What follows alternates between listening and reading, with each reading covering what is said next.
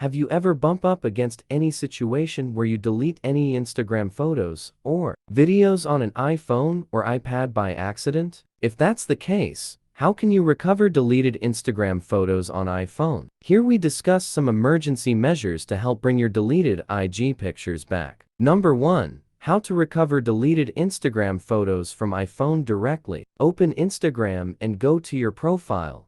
Tap on More Settings Account, Recently Deleted. Select the category that contains the pics you want to recover. Choose the photos you want to recover. Tap More and click Restore. Number 2. How to get deleted Instagram pictures back by checking IG Archive. Open Instagram. Tap your profile picture bottom right. Click Menu top right. Choose Archive. Review hidden content. Click 3 dots. Select Show on Profile to restore. Number 3. How to find deleted Instagram photos from Photos app. Open the Photos app on your iPhone.